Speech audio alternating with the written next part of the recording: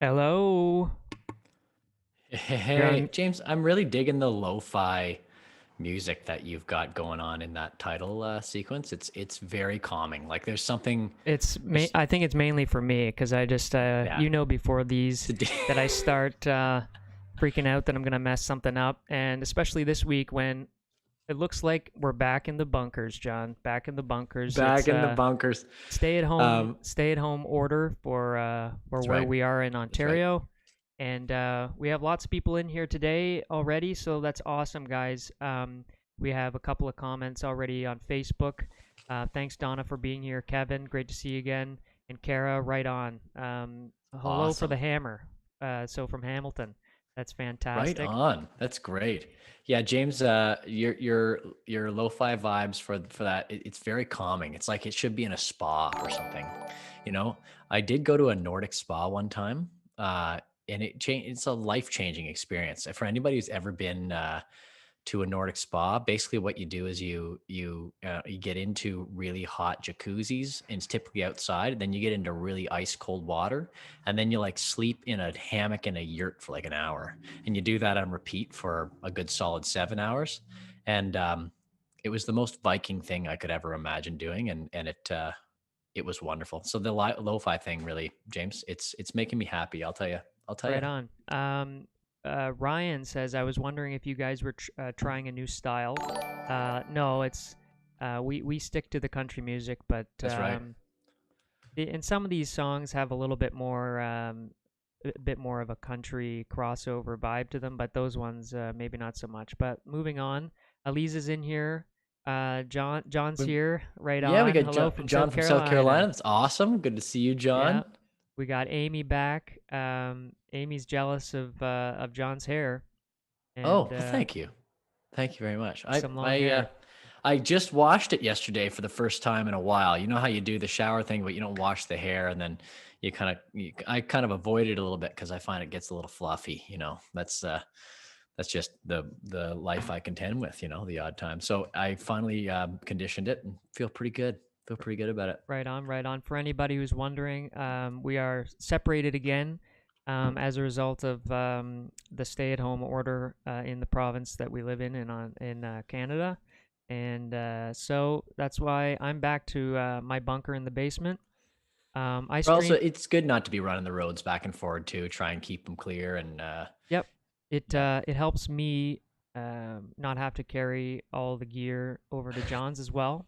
Um, it's true. and I'm comfortable in this room streaming wise. I stream often a lot of mornings, some gaming stuff. Amy knows that on Unity Everett, so I do that. Right, James's Little streaming channel, like so his gaming channel. it's that's fun. So I it's already set up and ready to go here. And the main reason I do that is just to test things and work on trying to make things smoother for you, John, for this That's nice. for our That's well, project it's here. it's smooth for you, James. I got to give you a lot of I've credit, been and for learning. anybody out there, James, for the last couple weeks here, has been hauling back and forward from his house his proper PC, like his tower and his monitor. And it's not like he's bringing a laptop back and forward. James has a couple boxes, like it's like he's moving into my house every week, and he just ships this back and forth. So I will say it's nice, James, to give you a little bit of a break this week, but and kudos to James for figuring out this really this nice platform, because this is a lot better than last season's Zoom.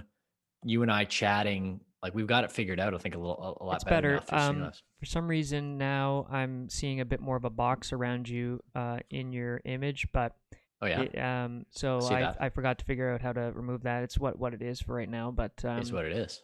Amy says looking forward to the cat walking across the screen.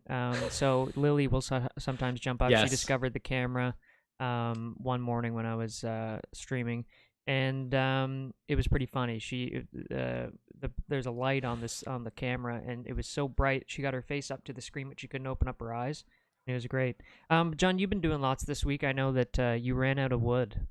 Yes. Yeah. So we it's getting to be cold. We have to be thankful though. It's been a pretty mild winter thus far, but we heat this house that Alex and I live in with wood, and I've talked about it ad nauseum to people, but it really is a big part of our lives in the winter. So went out to the farm and this weekend and cut wood with Dad, which was really good. It was a good opportunity to get out into the woods, and we needed to do a bunch of cleanup anyway. So we cut up a bunch of deadfalls. So that's just basically trees that have already been dead for a couple years, laying on the ground. And there were a couple dead trees that we took down. But I think I've got a photo. James, he's probably got it there queued up. But just us working together with the chainsaws. And now in this, have you got it? It's already up. Oh, there you go. Nice. Yes, I see it now. So yeah, that's me, and that's Dad with the chainsaw. That's me with the shovel. I'm going to tell you, I did run the chainsaw quite a bit that day, but the only photo that we got was of me doing the leverage thing with the shovel. So if anybody is wondering, I really was doing a lot of hard work out there. But no, so I mean that's just to keep the log up from the ground so that it's safer. It doesn't pinch the saw, but. This I don't know. I don't even know if this interests people at You all, don't or if this well, is, I, but I will say this is the center of my world right now when you're trying to keep the heat going, and it's all about the wood for me. So well, it's I'll great. We got just a pile. say, I'll just say that it doesn't look like you're doing much there. So I will say that. But Kevin says, James, you carry John most of the time anyway, right? And Kevin's spot on. That's He's good, right on. Kevin. See, if Thanks, if Kevin. I was out there cutting the wood, in that picture, I would be where my dad is, and Right, you would be cutting. John would be the leverage. I'm telling you, No, I I'm just was kidding. I'm just cutting. kidding. It's You're just the doing a lot. only photo we got, and now there's no proof. And James is a proof guy, so unfortunately, I'm gonna have to try and come better prepared next time. But there I am with a shovel, and I look like I'm having a nice time and smiling and participating, and that's all that counts, right? Alistair says John the lumberjack. But that's So right. yeah. Yeah, right on. What do you think Feel of like a that, John? Do you lumberjack. consider Well, I yourself feel a like a lumberjack? lumberjack. I've got kind of a plaid shirt sometimes when I'm out there doing the fire, and I've got the long hair now. This is obviously more than COVID, but it's definitely been left to go during COVID. So I don't know. It's a. I think I was talking about Nordic spas there, so it's kind of a Viking vibe that I'm going for these days. And you But were Jamesy, how about you? How's your week been, man? It's good. I just didn't know you had mentioned to me about thinking about some sort of sugar shack or something back. Did you mention that? Oh yeah, no, I didn't mention that. So there's a ton of maple up on this ridge where we cut wood just on our farm property, and we were thinking, Dad and I were brainstorming. I don't know what you think, James, but maybe you should get in on this. But we're thinking about tapping a bunch of trees back there and getting our own maple syrup operation going, and maybe getting a little sugar shack going. I know we've got a big canvas tent that Dad purchased back in the fall, and he's going to set up on a platform the canvas tent, so we have a bit of a wilderness retreat out there. But it'd be nice to actually get some maple syrup going, and that actually brings back. You can talk about this too, James. But it brings back memories for me because when we were young, we used to go to Uncle Billy's place just north of where we lived in Joyceville, and we'd spend time every spring out there, hanging out at the sugar shack, trying to get buckets of sap back to the sugar shack, boiling it down into maple syrup. And I don't think there's anything more quintessentially Canadian than a sugar shack and boiling down maple syrup. And like that has to be, the center of Canada. What do you think, James? Absolutely. And calling back to last week's episode about the skate we were on, we had some of the best syrup from the Smiths. Hey, John? We did, yeah. Rick So Smith? Rick and Annie, they made it. And if anybody watched last week's episode when we were out there skating on the ice before the lockdown, Rick and Annie gave us maple syrup that they make. They boil it down right on their little stove outside of their house, and I have maple syrup like in tea. I don't know if anybody else does that, but sometimes putting it in Earl Grey tea, I just find it better than sugar. And I use it when I make salad dressings. Instead of putting sugar in things, I put maple syrup in things. It's a good natural sugar, and that's just the way I roll. But I Well, was thinking, what do you think? I'm Yeah, having what are you tea doing? today, John, and it's straight. It's just straight Just tea. straight, And just Amy was on me about putting milk in my tea, so it's just right. Look at straight tea that! today. Wow, and you just letting it steep for hours, hey? That you're one of those guys. Yeah, I just keep the tea bag in there, and we just away she goes. So I was thinking about the maple syrup operation that we should get going here, and weigh in anybody, by the way, for maybe you can help us name the sugar camp. But we've got. I was thinking back. This is the most Canadian thing that's ever happened. The Great Canadian Maple Syrup Heist. I don't know if anybody remembers this from like 2012. I think it was Crazy 2012. story. Okay, Crazy. so okay, so it was a months long theft that happened between 2011 and 2012 of nearly 3,000 tons 3,000 tons of maple syrup, valued at, get this, for all of our international listeners, valued at $18.7 million stolen from a storage facility in Quebec. Okay. So there's like a special federation in Canada, the Federation of Quebec Maple Syrup Producers, and they warehouse this stuff, if I remember correctly. And some team, I mean, this is like Ocean's 11 level theft, right? I mean, some team go in there and they have some sort of a plan. I can't remember whatever ended up. People are going to have to look this up first and let us know. But whatever ended up happening to all that maple syrup. But I think it actually, at least they sold part of it or all of it. The thieves used trucks. I've got a little bit of info here. Thieves used trucks to transport barrels to a remote sugar shack. Kind of like they must have had a much bigger sugar shack than we're thinking of, though. They siphoned off maple syrup, refilled the barrels with water, and returned the barrels of water to the facility. And I think they actually sold it off in small batches to reduce suspicion. So pretty rough. That was I remember the price of maple. I actually remember this. The price of maple syrup in 2012 going up by a few dollars, like a noticeable amount in the grocery store because there was a massive depletion of the stock in Canada. Do you remember that, James? I do. Linda Robb says they have some recent YouTube videos on their setup. So we'll have to maybe find that this week Oh, and sweet. return to it. Um, Debbie says that was crazy. Maple syrup stolen. Unbelievable. That's crazy. Amy Absolutely nuts. says an Abrams maple syrup brand sounds good to me. Oh, she's clever. She's Oh, clever. nice, nice referencing our song there. That's very nice. I like that little slip in there. Very, very cool. We didn't even Um, have to do the plug. That's awesome. So, anyways, the your week sounded pretty good. You had some interesting ideas about the maple syrup situation, but Yeah, I yeah. mainly have just been watching the sports. The sports on television, and Watching the sports. Yeah, that's yeah, you. That's you. You love doing that, I Jamesy. do, I do. That's your corner, NHL, man. the NHL is back. As I It talked about is last week, very the pumped for Canadian that. Hockey League or whatever it's There's called. What's it called? there's a division, Canadian Hockey Division. That's what I mean. The Canadian Hockey Division. That's it. Ryan says, "Great heist, maple syrup." That's exactly it, man.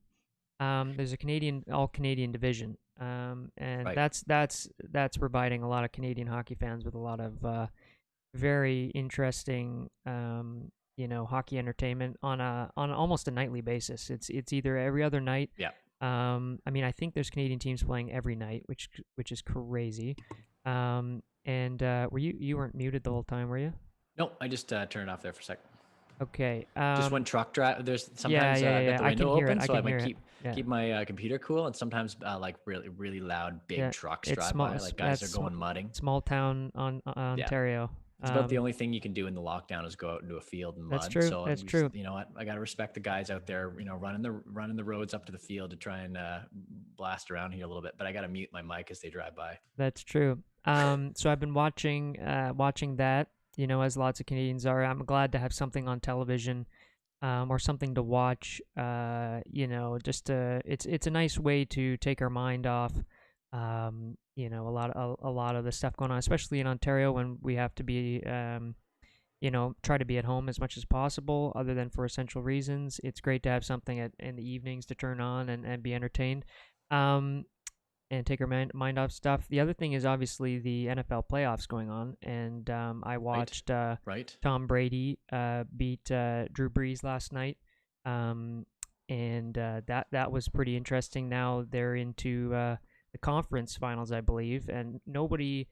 Well, it was pretty interesting this season when Tom Brady, it's his first time not playing with the Patriots, and then there's a lot of hype over who might do Right, better, and the Patriots didn't end up making the playoffs, and then right, right, right. Tampa Bay ends up making the playoffs, and now they're going. They won the wild card, and then they won their divisional last night, so they're into the the third round, if you will. I'm talking kind of like in hockey terms here, but because football isn't the first my sort of first sport that I watch, so don't ask me too many complicated questions. We But gotta frame it from I everything's will framed from hockey. I That's the will I way will it say goes this. for us. Last week I had to kind of bring it up because last week I kind of proclaimed my fandom for the Pittsburgh Steelers, and You took a I clear big hot take there on that. You were like, well I'm in.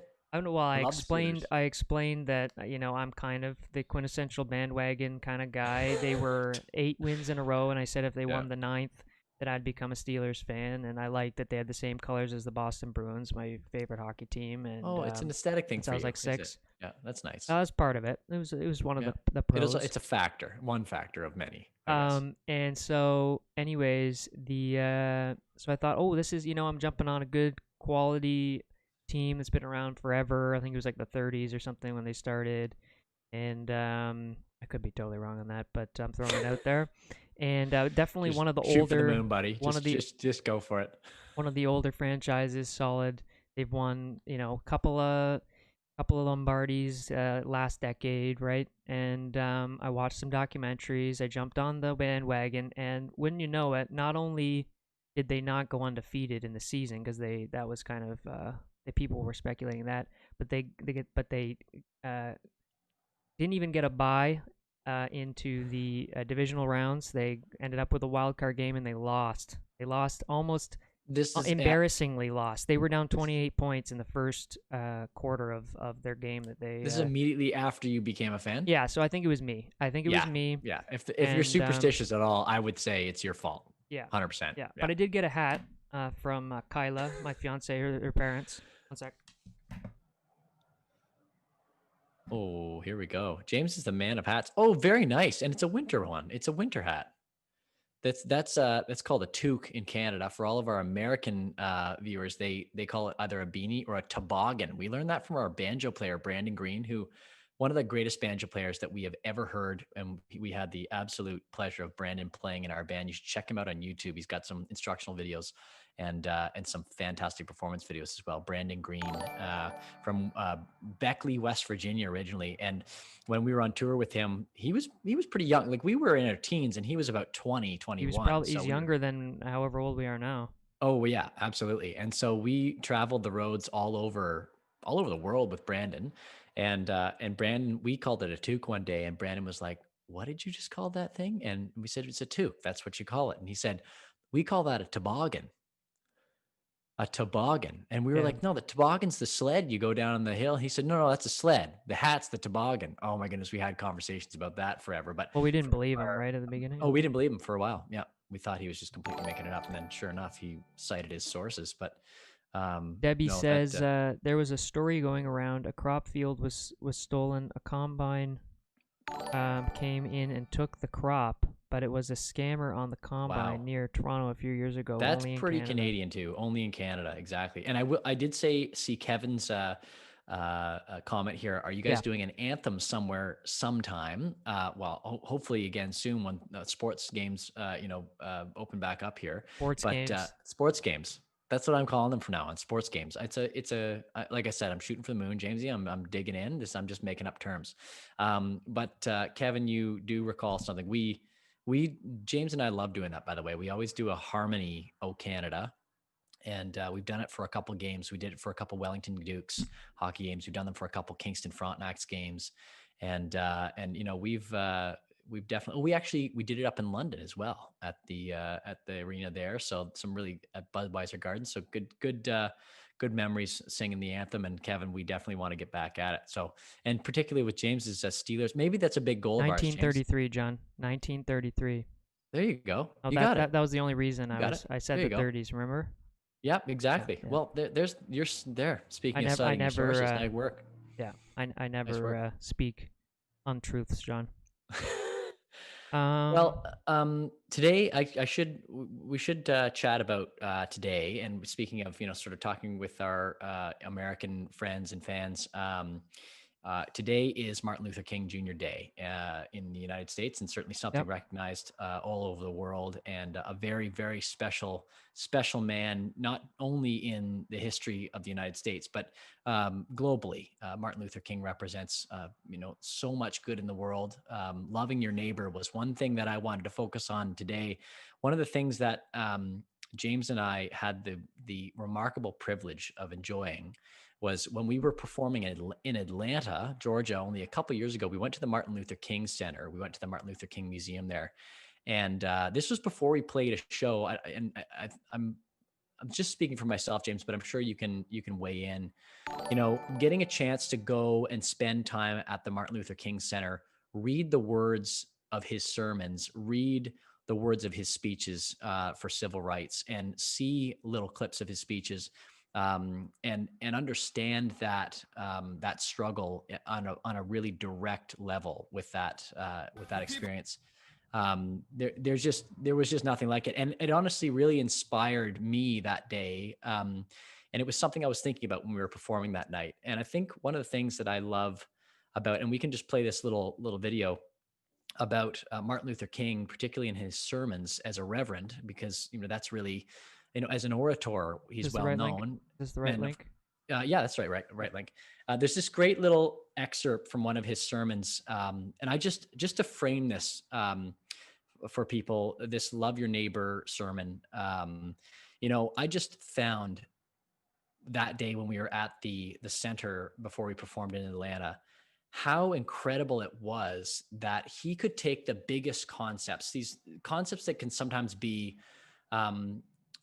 difficult to comprehend, or concepts that can be maybe difficult to even apply in your everyday life. And he just put them in such clear, relatable, and human terms that I think that was one of the great successes of him as a speechwriter, and him as a figure for equality. And so I just think it's a really great little video. Let's play it, James, and just listen to his words. I think it's a special day to do that.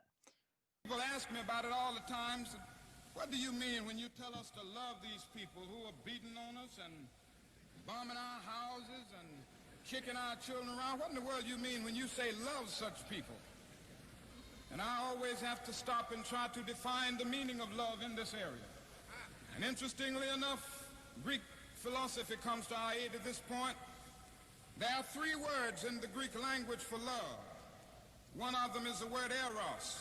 Now, eros is a sort of aesthetic love. The philosopher Plato talks about it a great deal in his dialogues, the yearning of the soul for the realm of the divine. It has come to us to mean a sort of romantic love, and so we all know about eros. We've experienced it. We read about it in the beauties of literature. In a sense, Edgar Allan Poe was talking about eros when he talked about his beautiful Annabel Lee with a love surrounded by the halo of eternity. In a sense, Shakespeare was talking about eros when he said, love is not love, which alters whence alteration finds, or bends with the remover to remove. It is an ever-fixed mark that looks on tempest and is never shaken. It is a star to every wandering bark. I can remember that because I used to quote it to my wife when we were courting. That's eros. That's eros. Then the Greek language talks about phileo, which is another level of love. It is an intimate affection between personal friends. On this level, we love because we are loved. We love people that we like. This is friendship. Then the Greek language has another word called agape.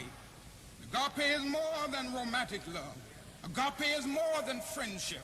Agape is not something affectionate. Agape is understanding, creative, redemptive goodwill for all men. It is an overflowing love which seeks nothing in return.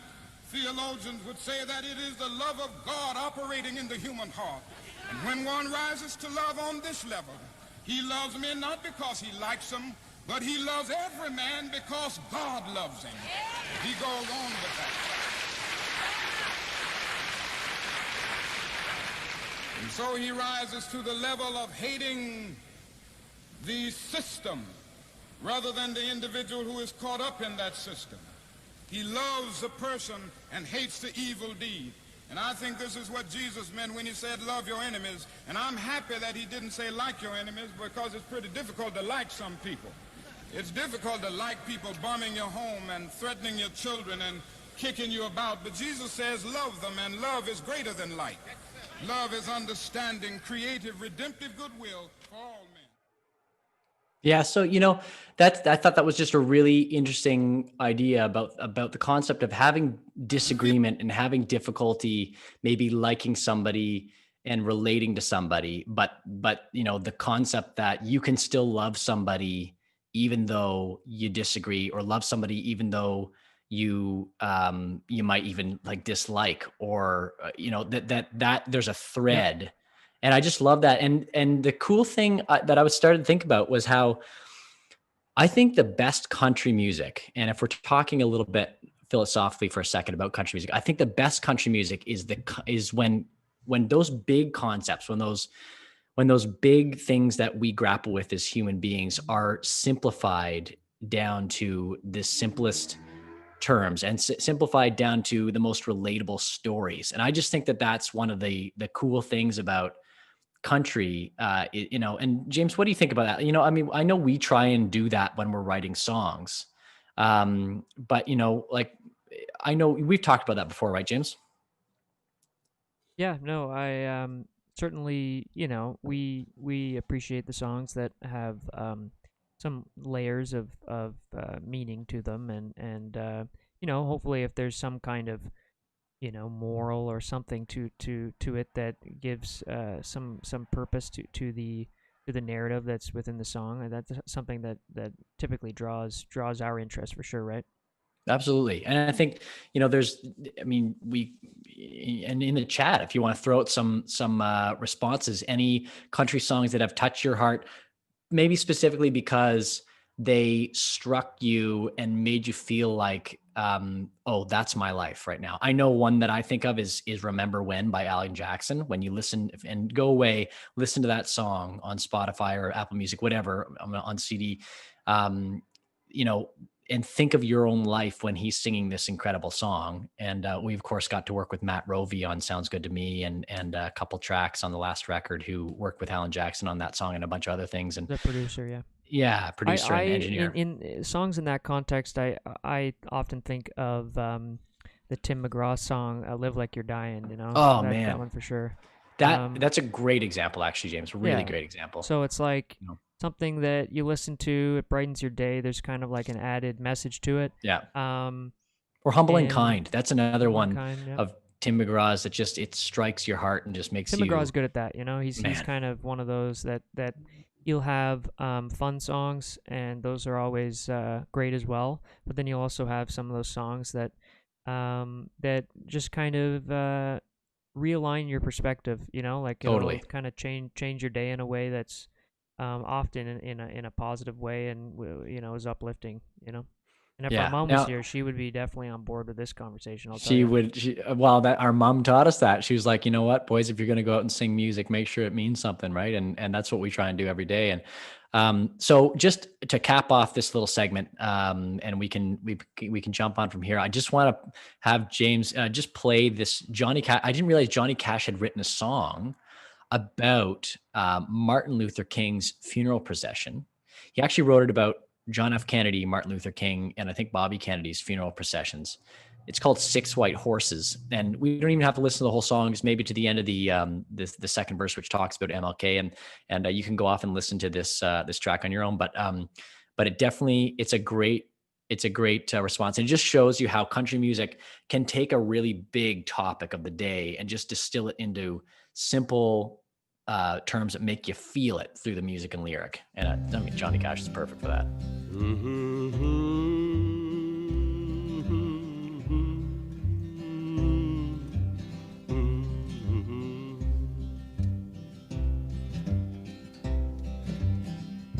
Some folks drink and some folks smoke. Some folks love and some folks don't. Some folks laugh and some folks frown. Some folks hear that it gun you down. Goodbye, John. Six white horses come to take you home. Goodbye, John.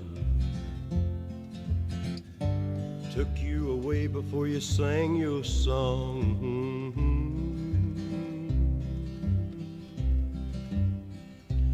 Some preach black and some preach white. Which is wrong and which is right? Takes every kind to make the world go round. Only takes one to gun you down. Goodbye, Martin. 6 white horses come to take you home. Goodbye, Reverend. Took you away before you sang your song. That's awesome. And Debbie actually points out a really great point in the chat here. Tommy Cash had actually, I mean, this really, Tommy Cash, Johnny's brother, made this popular, this song. He had a version of the song, and she's saying that she saw him, Tommy, several times at the Spencerville Fair, which is really cool. That's amazing. And so there's there's a brother thing there too, right? And I thought that there was a really neat connection there, and I appreciate you bringing that up, Debbie.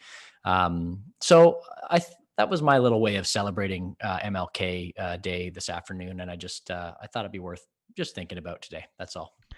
Yeah, no, absolutely. It's nice to highlight those things as they come up, and as we go throughout the year with this podcast, if it aligns on certain days or certain things, it's nice to keep it topical, and because lots of other people are reflecting on those sorts of moments throughout the year as well, and so it's nice to kind of keep up with everybody on that wavelength.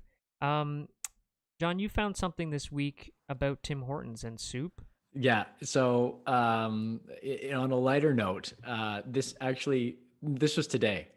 Alex and I went grocery shopping and try and stock up, and I didn't realize, and I took this picture mainly for you, James, because James, you are a huge fast food soup guy, like that, right?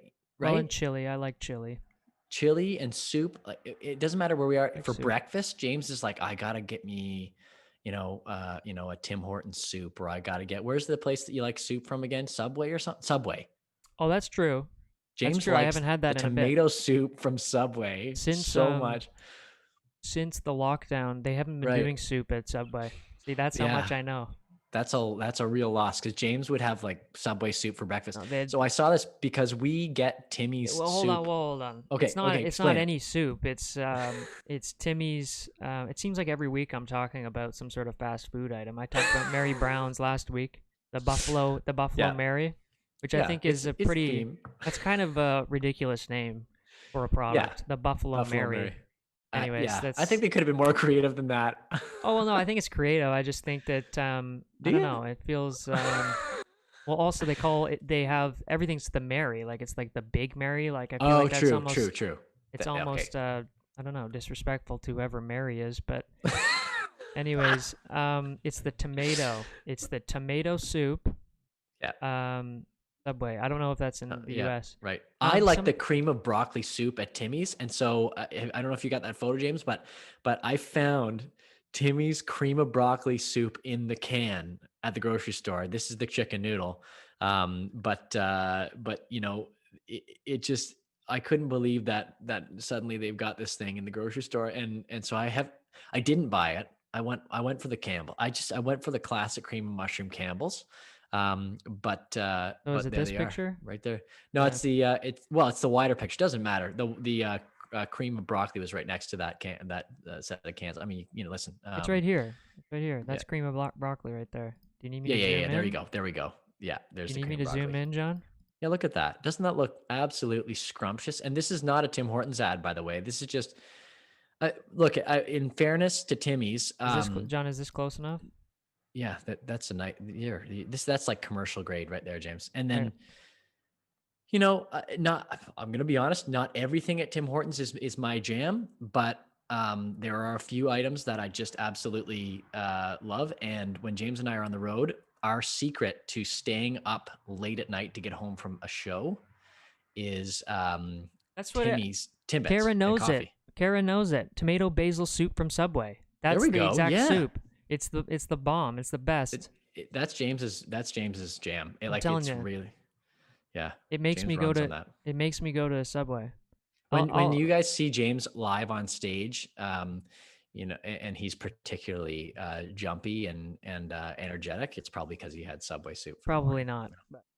But, No, probably something protein related. My guess. but yeah, the tomato basil. That's definitely the move. That's the I one. was thinking. I have some more. So everybody who's been here with us since the first season know that I really appreciate. Now that we're on the topic of fast food restaurants, at some point we should do a little top 3, top 5 list, John. Should. We That's haven't on done my that. list of Why? things to do.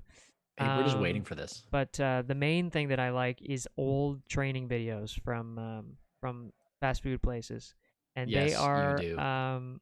fast food training videos are like the best in my opinion. It's like one of the best types of videos on YouTube. So I got a nice list of some James's stuff I've niche. been watching. I've been watching a lot of training videos. One particular today I was watching on Hardee's and their 80s, early 90s um, the inner workings of their business. So that was cool. Hardee's. And then I found Like Hardee's, Carl's Jr. Hardee's? yeah. Like down there, down south? Yeah. Man, Yeah.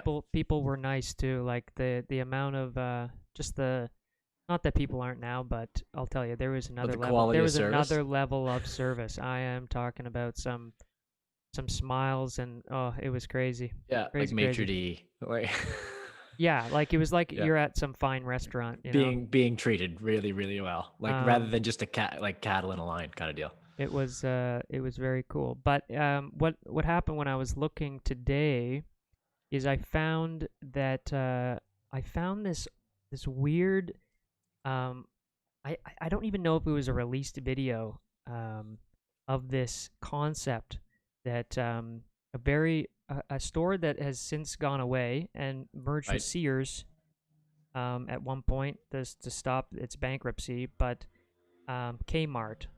You ever remember Kmart. Kmart's? Does And anybody remember Kmart's? I'm sure there are people in the chat that remember Kmart. I remember Kmart in Kingston. Like I remember, and our uncle Steve actually worked at Kmart when he was a teenager, and our dad was a teenager, and they used to go pick him up. He was the cart guy. He collected all the carts in the parking lot. That was his. That was his job. He was the cart guy. I found in the middle of the this- winter. Yeah, I found this crazy concept. So everybody obviously is aware of the fact that Amazon. Well, maybe they aren't, but Amazon and eBay came out in the early and mid '90s. Right. It was that long ago. Wow. It was a while ago, and basically the deal was that they were kind of on the front end of online shopping, but there was this crazy concept, and I'll just pull up video here. Well, Amazon was a bookstore, right? Like it was just books. Right. That's all it was. It was like Kindle, but physical copies of books they'd send you, and then they grew from there. And I found this crazy concept of Kmart being on the front end, and now they've, ironically, they are no longer basically. They didn't get on it fast enough, kind of thing. No, they were way too early. Check out this No concept that Kmart had back in 1998. Imagine a store These are my videos right here. big Oh my goodness. with the shopping This is awesome. convenience you want. Imagine shopping for the lowest prices all She's All right, over I so won't go full happy. screen. and only making one stop. Imagine a store where you can browse aisle after aisle and never take a single step.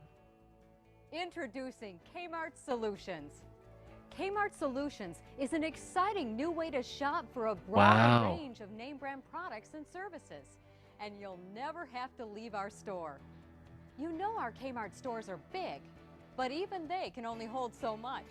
With Kmart Solutions, we created a virtual store within a store to give you, our customer, greater one-stop shopping convenience. And our prices are so low. So they had you won't have to online shop shopping anywhere else. in their store. Oh my goodness. As you In the browse store. aisles, you'll Look at notice those TVs. these signs throughout the store. They're our way of telling you there are more products available like these with Kmart Solutions. You mean you have more televisions than the ones I see here? We sure do at our Kmart Solutions Center. Really, I'd like to see. Would you show me? Absolutely. Follow me. At the That's a lot of Kmart televisions Solutions Order too. Center, a trained associate, such as myself, will help you browse through our huge selection of products and services. Let's look at the TVs. This is brilliant. Wow, that's quite a selection. Look at this. You've got 54, 60, and 64-inch televisions. And you can order it right here at the same low Oh prices my that you come goodness. to Wait, just expect wait. from Kmart. And we'll ship it directly to your home. You see this? This is Wow. this is a touch screen. It says No, touch it's me. not. Yes. Or Are you anywhere across serious? the country. They had a touch screen online sales unit What? in Kmart's in Kmart as well. 1998. And we'll That's even crazy. set up selected models Look, right you can see it here. in your house. She keeps Wow. touching the Right, I screen. don't I have to thought she shop was. I all thought it around was like town a to find the like a products I'm like not a looking joke, Not but with kind of like Kmart fake. But Solutions. Okay, what about swing how could he? How is there That's touch screens crazy. on this old monitor? sets? Is this My is kids this saw like one a? they really Did it, liked, but is, I know it's too big to set up in the store. All right, let's take a Look look. at her. Wait. With Kmart He's pressing the Solutions, screen. We have a wider selection of products than ever before. or all is under it one like roof. a demonstration This is kind of thing? They were great. kind There of getting there. It is. was a And you beta can deal. ship this too. Well, of That's what I course. want to Oh, know. this is terrific. That's what I want to You know, know. it's always such a hassle to get those really big purchases home. This is the easiest, most hassle-free shopping And there's you one can imagine. more thing. And That's your right. satisfaction is 100% guaranteed. In fact, if you're not completely satisfied, you can return anything you order to any Kmart store. And we still get Kmart's quality and everyday low prices. Well, I like that. Okay, what about gifts? It's great. My birthday's No. coming up next week. Sure, you can pick out the gift and we'll send it across the street or across the country. How about the So flowers? basically, kind of Amazonish. Flowers? I can That's send her wild. flowers right from here. Just pick out the perfect bouquet and send it off. Well, my mom really loves flowers. How do I order? We'll just touch flowers and gifts, and then we select Touch, flowers. yeah. Okay. Now, did you have a price range in mind? I'd like to stick right around $35. Oh, come on, We have 50. some choices here. How does Yeah, that yeah. one look? It's for a mother. Oh, Yeah, this definitely is 50 beautiful. bucks. Yeah. And it's Although nice to be able adjusted to for actually inflation, see James. the Remember bouquet I'm that. Like this sending. is the 90s. Yeah, we hear that a lot. Now, how would you like to pay for the flowers? I guess credit card is fine. You Listen to know, your this. credit card is as safe at Kmart Solutions as it is in the regular Kmart checkout aisle. I love it because Right. see, everybody was so concerned about online shopping, right? That was the Exactly. big sale thing, which is crazy to think of now. But everybody was, you know, imagine putting your credit card into some kind of Amazon in the 90s on the internet. Oh like, yeah, the instability of that. Oh, it'd be terrifying. I remember clear as yesterday being a little guy, and there may be some people out there that laugh at me because they're you know maybe a generation older, but and certainly some younger people in the chat that wouldn't remember this. But I remember walking into the computer room when my dad was working, and he showed me email, and he said, "You got to see this." And I think I was about 6 years old. He said, "If I click this button, that mail is there now." Like now, it probably wasn't now. It probably was like 10 minutes from then. But That's but crazy. it was like he was like there, and the concept that mail didn't take a week to get somewhere was just mind blowing, right? So that's hilarious. And I thought touchscreens were sort of a 2000s era thing. So you know, like a BlackBerry kind of post BlackBerry thing. At least when they got popular. I could So not. I'm I'm curious. telling you, I could not believe. I mean, I was like, "What is this video? What is happening? What am I watching?" That's often what I feel when I'm on YouTube. Yes. I'm like, "What's going on here?" And then once I realized, it's like, "Wait, is that a touch screen in 1998?" And Kmart is allowing people to online shop in the store, and send things across. It's like literally Amazon, but in a store. It was crazy, Answer crazy. your question from And Debbie there. yeah. Go ahead, James. Well, and then it just led me to wondering why, if Kmart was so progressive on that, like what happened. So go ahead with the chat. Oh, I was just going to quickly interject and say, Debbie asked, was it dial-up for that email? Debbie, we had dial-up at Oh, yeah. the farm. We had dial-up at the farm until I was like the mid to the late 2000s, like till maybe 2007, like way too late. We had dial-up internet because it's all that we could get at the farm. And so we never got lyrics. We never downloaded songs. It was just not a thing. So all we could do was play CDs and write down the lyrics by hand. whenever we were learning a song and singing it together as a family. That's just a quick little interjection, James. You go back. Debbie says blue light deal, and that was something I was not aware of. I honestly did not shop really in Kmart's. Oh wow. Growing up, I don't really remember them. But I remember hearing about them from our dad, and obviously with the family connection of someone working there. But so then in my head, I was like, okay, well, what happened to Kmart? And I found this other video. I went to Kmart twice. Okay. Yeah, Kara says Kmart, yes, missed that store. Amy's making fun of the TVs. Yes, they're pretty old. And Alistair says we had touchscreen in our local library some 30 plus years ago. I did not know that. That's serious. And it took that long for us to have like touchscreen regularly. That's crazy. That's wild. Wow, in the librray. Debbie said incredible. My dad had it in the mid 80s. I'm not sure if that's email dial-up. Or dial-up. Yeah, or maybe email. Because it's been around for a while. Or touchscreens. I'm not sure, but maybe she can clarify that. Okay, so I'll pull up this video. Awesome. Thank you, Carolyn, for sharing the stream. That's so nice of you. Okay, and thank you for everybody else that liked the stream. And you guys are great. Yeah. It was very unreliable, Alistair says. So that lady in the commercial was probably clicking things multiple times. They were editing it out or something. Alistair, they still haven't fixed it because in the grocery store today, we're doing the self-checkout, and I swear those things never work for me. I don't know if anybody has any issues with self-checkout, but every single time, I cannot remember a single time I've used self-checkout where it doesn't say, you need the I can believe that. Okay, moving on. What, from me? Yeah. Because of me? Yeah. How Kmart went from beating Walmart and Target to bankruptcy. So this is basically what my thought process was, right? In a physical store. Right. Where would you go? Walmart. Say you need a toaster and you have to go buy it in a physical store. Where would you go? Walmart? Target? Perhaps Williams Sonoma if you're feeling fancy. Ooh. What about Kmart? No? Kmart might not have occurred to you, and that makes sense. You might not even be able to find a Kmart near you. The Dead malls, struggling man. retailer has closed over 2/3 of its stores in just the last 10 years. When was You this? would almost certainly have to buy your toaster elsewhere. But if this were the 1970s, Kmart would probably be your first choice. Kmart's origins date back to 1899, when American businessman Sebastian Sparing Kresge opened SS Kresge, a store that sold a variety of home goods at a discount. By 1912, SS Kresge had 85 stores and annual sales topping $10 million. It went public in 1918, and Kresge stepped down as president in 1925. But the store remained popular as Americans battled through the Great Depression and 2 world wars. Then, in 1962, the company's president, Harry Cunningham, capitalized on SS Kresge's popularity by opening another variety store, Kmart. The first Kmart opened in Garden City, Michigan. 17 more followed in the same year. 4 years later, when Sebastian Kresge died at age 99, Kmart had expanded to 162 locations. The combined Kmart-Kresge sales topped $1 billion.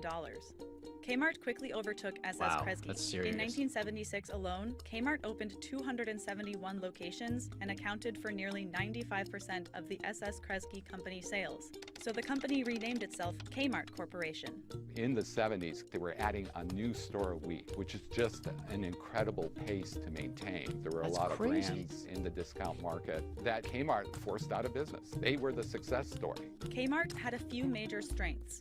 First, it struck exclusive deals with popular brands like Martha Stewart Living and Disney Kids apparel. Second, it had the size to buy in bulk and resell at steep discounts. And Kmart made the discounts an exciting shopping experience with their blue light specials, where managers would spontaneously announce sales with flashing blue police sirens and a booming, "Attention Kmart shoppers!" And finally, Kmart expanded rapidly. By 1995, Kmart's 2,000 stores made $34 billion in sales. That's what Debbie was talking Over about. 95% of Americans lived within a 15-mile radius of a Kmart. The company bought several other retailers like Sports Authority and OfficeMax, making it the 15th largest corporation in the world. So, that toaster you needed? Yeah, you probably would have bought it at a Kmart. But then, 7 years later, Kmart filed for bankruptcy. It was the largest retailer in the US to ever do so. It seemed Kmart was, well, toast. To learn why, let's rewind back to 1962, the year Kmart opened its doors. 2 other discount variety stores also opened that year. They challenged Kmart with cheap chic fashion and rock-bottom prices. You know them well, Target and Walmart. Yeah, I While was Kmart wondering. spread rapidly across the suburbs, Walmart and Target took different approaches. Walmart focused on rural America, pushing mom-and-pop stores out of business with its prices. It built efficient supply chains to keep prices low and product moving quickly. This tactic worked. By 1990, Walmart surpassed Kmart in sales, despite having 600 fewer stores. Meanwhile, Target spread more slowly. It focused on offering department store quality and service at an affordable price, embodied in its slogan, expect more, pay less, and its nickname, Target. This tactic also worked. By 1993, it only had 554 stores, yet produced nearly $12 billion in revenue. By the I thought we mid-1980s, just called it Target. Target I and thought that was Walmart like something started we spreading called it. into Kmart's suburban turf. Yeah, I don't know. And then Kara Target. says blue light in U.S. only, not in Canada. Target didn't Oh. work in Canada. It was here for like 5 minutes. In It doing bought it so, at they Zellers, called remember? Kmart's very existence into question. If Target was more fashionable and Walmart was cheaper, what was Kmart? And that became the problem. No Right. one knew why you would go to a Kmart. And Kmart had another problem. While Walmart opened its giant supercenters and Target created exclusive lines with famous fashion designers, Kmart's stores fell into disarray. Even as Kmart's chief executives took home huge salaries, the store's shelves were empty, cash registers were outdated, and carpets were faded. Kmart's yearly sales fell by nearly $10 billion from 1990 to 2002. It sold all of its other businesses and 200 of its own stores. That's However, crazy. it was still deeply Wow. in debt, struggling to keep its shelves full and pay its suppliers on time. They had problems figuring out matching sales to distribution. It sounds like an easy problem, but when you multiply it by thousands of stores with thousands of items, it's not an easy problem. Kmart bet it all on the 2001 holiday season. To challenge Walmart's always low prices, Kmart's new CEO Charles Conaway slashed prices on over 50,000 products nationwide. But Kmart suppliers couldn't keep up, What and a Walmart Christmas, just slashed their 2001. prices What a even Christmas. more. After a disappointing finish to the year, Kmart filed for bankruptcy in early 2002. Lenders just didn't have the confidence at that point to continue to roll over the debt for Kmart. As it went through bankruptcy court, Kmart drew the attention of hedge fund manager Eddie Lampert. He thought the value of the brand's real estate was worth saving, so he bought Kmart's debt, bringing Kmart out of bankruptcy by May 2003 as its new chairman. Then, Lampert implemented what he hoped would be his masterstroke, combining Kmart with Sears, the struggling tools and appliances retailer. Lampert was a major Sears shareholder, and he hoped that by merging the strengths of each store, they would have the combined clout to take on Walmart. But this too was a disaster for both retailers. Kmart shoppers didn't want Sears tools. Sears shoppers didn't want Kmart's home goods. And both sets of shoppers disliked the deteriorating store interiors. So Kmart sales went into freefall from $16 billion in 2009 to $5.8 billion in 2018. Meanwhile, Walmart's 2018 U.S. sales swelled to $318 billion, and Target stayed strong at $72 billion. Kmart's parent company, Sears Holdings, filed for bankruptcy in October 2018, so Kmart now finds itself in the same place it was 16 years ago, bankrupt, struggling with debt, and Oh watching my its sales goodness. shrink. Its chairman, Eddie Lampert, has submitted a bid to buy Sears debt, but Kmart's future is less clear. This time, Kmart really could be...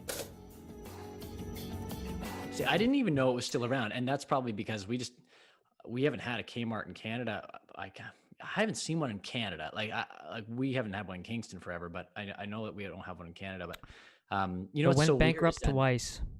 is basically. that the stores and the tech in the stores and stuff started to fall behind after they were so ahead of the curve. Yeah, no, that's why I just wondered like how it could all flip around so quickly. Like they when- were ahead of the curve with the online shopping thing. They were thinking forward, and then Yeah, well, I mean Yeah. that was after it started to decline. I think maybe that was like ideas to make it new, and I don't know if they ever implemented that little online shopping kiosk, but I thought see, that was an Amy says- interesting thing. Amy says, "Imagine the day Amazon goes bust." Yeah, I Yeah, can't. It's I hard can't. to imagine how it does, just because they have Yeah. no overhead. Really, Right, I they're- mean, it really, unless they do have overhead that we're not aware of, other than their distribution centers and stuff. It's possible, I guess Yeah, anything's everything possible. is. Same with one day maybe we could talk about. I remember hearing about AOL and how AOL had. Right. Remember, you got mail, and Yes, how right. That's right. it was it was the internet. Right. And then they ended up falling, and they were everything. They just had a stranglehold on everything. Yeah. But Or Debbie maybe says, Hudson's Bay Company, Canadian company. You yeah, have to, don't quote me on it, but it's like 370 years or something. It's been going on for like that that's company. crazy. Debbie It's says back in insane. the day, One of the Kmart oldest companies in the world. Kmart was on Bank Street in Ottawa. Now Giant Tiger's there. There was a Kmart on Maryville Road in Ottawa too. I know nothing. Winky face, lol. But Yeah, you know she's what? up on it. If anything, definitely drop in on James and I for your dose of nostalgia, because that we're pretty nostalgic people, James and I. It's the way that we write songs, the way that we pick the songs that we cover on stage, and Well, yeah. this is a nostalgic trip that we're going on the Kmart Road, James. I like it. I'm I like just it. whatever when I'm looking at stuff in the week that piques my interest, I'm gonna bring it here, and is it worth what we do. knowing? Is it worth knowing? I'm not sure. You never know. You never know. You never know. what becomes a That's song too, yeah, right? You never know. That's You our never know what slogan. becomes a song. So I found that really mind blowing when I Wild. found that video, and I almost was like didn't know what was happening, and then it happened, and I'm like, oh, that's online shopping that they're trying to sell to this lady here, and it was just so funny, how scared people, well, not scared, but how people were nervous to use credit cards on the internet, as they rightfully should have been, and now it's like just second nature. It's like Yeah, you got your totally. credit card. I mean, a lot of people have their credit card saved right into their, multiple cards saved right into their to your browsers. computer. Thank you, right? Kara, for saying this session is awesome. We appreciate the Oh, encouragement. good. Well, At least we're on to something. Listen, James, actually, I will say, listen. remember, but before we go off this topic, you did say, sorry, you go ahead. These are the whole at the beginning of this, John. We wanted to have the conversations that we would have in the car. I would have brought that up to you in the car driving to a show. Yep. And did have a Walmart story that we should have got into after talking about Walmart here, but we can save that for another day. John pulled a Superman. Oh no, let's tell. We just got leave it. time for this story. We've Okay. got time. Well, we're at an hour here, but keep her quick. No. I'll say it. I'm gonna tell it because John's we're at an gonna hour tell. since you started the intro video. We got like four minutes Great, at least. great. Well, I've got a couple minutes to do this story because otherwise John will take 10 telling it. John, so we're on tour in 2013. And correct me, John. Yes, no, 2013. I think it was. Yeah. We had 2012 actually. 2012. We had our tour bus out for this run. It was all over the U.S. and we took that bus everywhere on that run. We went right from Ontario down to California up to Vancouver. Like it was. That was. It was. You can't go much farther in North America. But anyways, so we go to a Walmart, and this is another little thing you guys can take with you. Right. Is Donnie was driving the bus for us. James and I weren't driving the bus at that time. Fantastic sound Phenomenal sound guy. technician. Donnie, he was on the road with us for quite a while. We go into the Walmart, and there's these kind of overhang height restrictions. For what reason? Right. I don't know. Why do you need them in an open parking lot? Now that I think about it, why do you need an overhead height restriction? You can only Walmart parking lot. I guess they want to stop. What do they want to stop? Trucks? Nothing. Like I don't know. It's just like, oh, here's a height barrier, and then it's just like open air. Massive steel I-beam, by the way. Like it wasn't just like a little, those massive height restrictions that are like a little plaque. Like this was a steel I-beam hanging on heavy duty chains. Yeah. So we pull in. What do you know? The bus is shorter than the entry sign that's saying. We were positive it was. That's saying you can only be this tall, this high. Your vehicle can only be this high to go to Walmart. Like, what does that even mean? And when it's an open air parking lot, we weren't going inside to a parking lot. Yeah. Now that I think about that, that makes zero sense. It makes no sense. Anyways, it's not underground parking. Or something. If you have one of those going in and it makes no sense, you might as well have one going out. And we made it into the parking lot, you'll recall. It's this, and so there's the out sign that says same height. It was like, I don't know, it was like What? How high was it, John? It was. Yeah, well, both. Yeah, I can't remember the feet. It was feet I and can't inches, remember, but I can't remember. But we made it in. Yeah, easily because, in. Because we knew the height of the bus, but the exit was actually lower than it advertised. Okay. You're adding length here. So then we go to then we get our stuff at Walmart as we normally do. We also support the small town places. I have a guitar over here I bought at the small town instrument store. Shops and downtown. yeah. So we understand the negativity of Walmart as Yes. well. Anyways, we do enjoy Walmart. So we go in and we're exiting now after we went to Walmart, and wouldn't you know, we hear just this massive cracking and all this. And so we have these little domes, like there's a dome on top for a satellite that we don't use, and the bus has smashed into this big I-beam that's like the out. Makes me sick. The height out. You can only be this tall to leave Walmart, and so it crushes, and we can't keep going because we've got air conditioning units on the. We actually have two, which is pretty nice on that. The satellite bus, we could do older without bus. the air conditioning. You can't.